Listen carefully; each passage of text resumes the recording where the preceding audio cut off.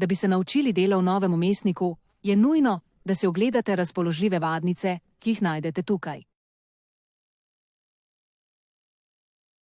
Pomembno je, da omenimo globalne nastavitve vmesnika, kjer so na voljo možnosti za upodabljanje in navigacijo z miško. Tukaj je tudi možnost za spremembo jezika vmesnika in poročil, če ste prej namestili dodatne jezike. Nastavitev bližnjic v novem vmesniku je enostavna in hitra.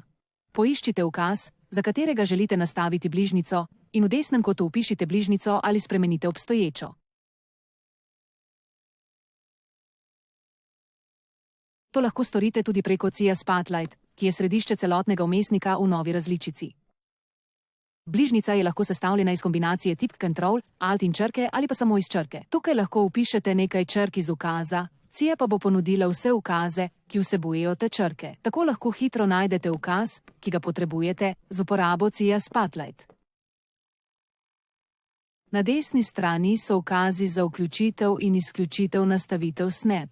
Sprememba koordinatnega sistema, zaklepanje mreže, prikaz norm in tako naprej. Ko izberete določen element na modelu, se lastnosti odprejo v paleti, kjer lahko pregledno vidite vse parametre. Izberite osnovni ali napreden prikaz tukaj.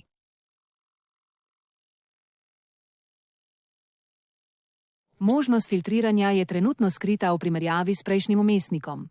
Na primer, če želite izbrati vse nosilce z enakim prečnim prerezom. S klikom z desnim gumbom miške na območje prereza izberite in odznačite možnost razširi izbiro. Tako se bodo izbrali vsi nosilci istega prereza, katerih je 3. S pomočjo orodne vrstice upravljamo s prikazom modela v vmesniku, ki smo pokazali v prejšnjem videu.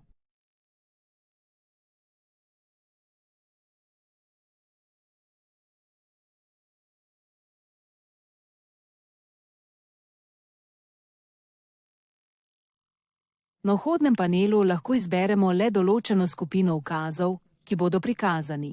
Nato je tu procesna orodna vrstica, ki jo lahko enostavno prilagodimo z dodajanjem ali odstranjevanjem posameznih ukazov.